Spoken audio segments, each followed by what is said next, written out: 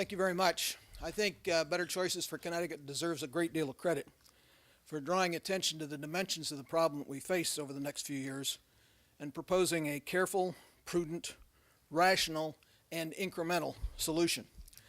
I think it's clear that there is no silver bullet to deal with the problem that we face over the next few years, a magnitude of deficit of $3.8 billion a year for the foreseeable future. It's going to take a combination of factors, including some cuts, hopefully cuts that make sense as opposed to cuts that don't. It's going to take an aggressive attempt to maximize federal revenue. It's going to take a review of tax expenditures, as has been pointed out. And as a last resort, it's going to involve an increase in revenues.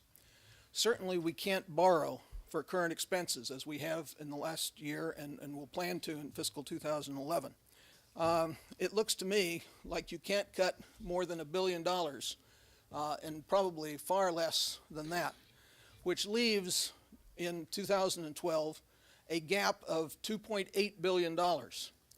So there's going to have to be revenue increases of some kind.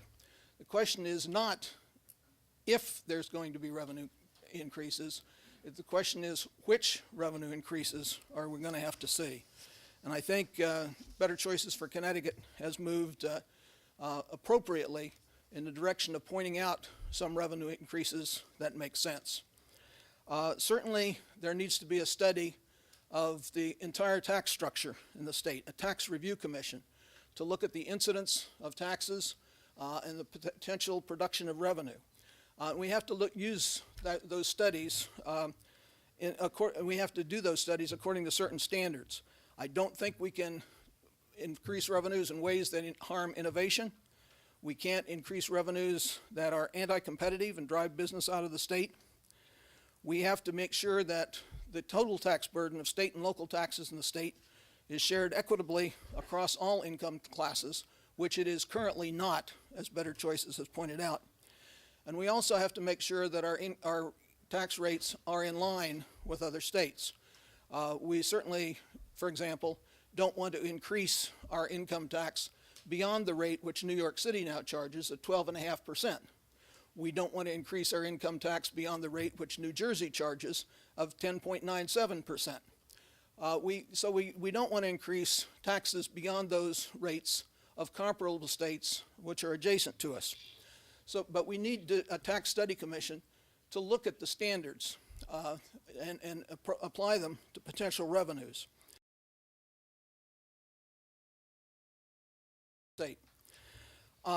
Now I just want to point out that I don't think we want to overtax our citizens, and I think we need to explode some myths that are out there. There are some folks who, for example, who think that the corporation tax is excessive in the state of Connecticut. A respected firm, Ernst & Young, did a study for the Council on State Taxation in January of 2009, which looked at the impact of state and local taxes on business throughout the country. And it's very instructive to look at the results of that study. It shows that the total state and local tax burden on business in Connecticut as a share of the gross state product was tied for second lowest in the country. And for those of you who want to take a look at this, it's available on the web, and it's done by the Chambers of Commerce, basically, of the United States, which I think is very instructive.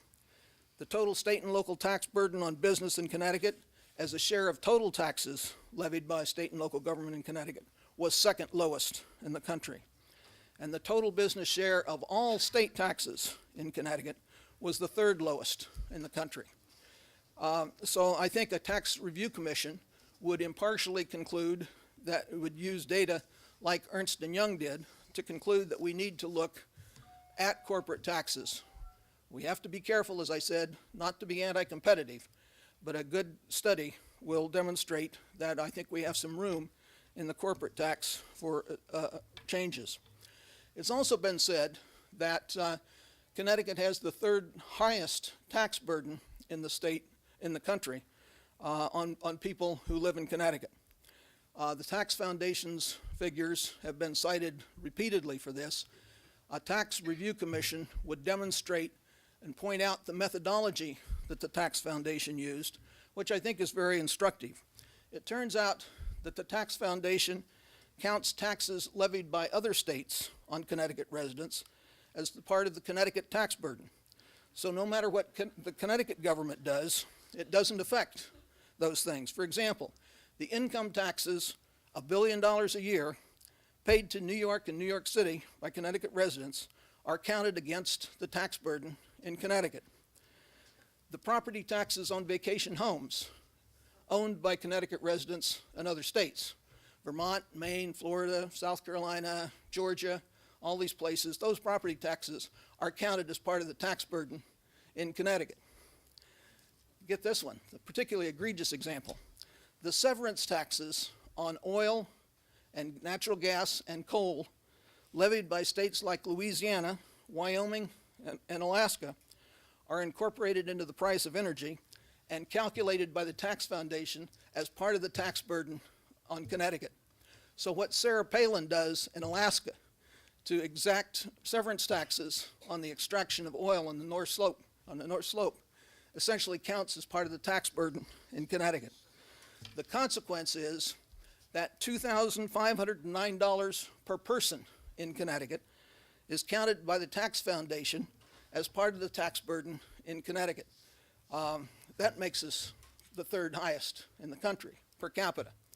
If you look at another measure, a measure that David Osborne has developed as part of the price of government study, and also the Census Bureau uses, the total taxes and other income generated within the state as a share of the aggregate personal income in the state, Connecticut turns out to be, in terms of its total state and local tax burden, the fourth lowest in the country. So there is some tax capacity in Connecticut that's unused and would certainly be possible to tap, I think, in a fair way, demonstrated by an impartial, nonpartisan tax review commission that we look forward to. So I think the Better Choices for Connecticut ought to be commended for raising these issues. And I think we all need to recognize that there will have to be revenue increases. The question is, which revenue increases will we take? And let's make sure that they're fair. Thank you very much.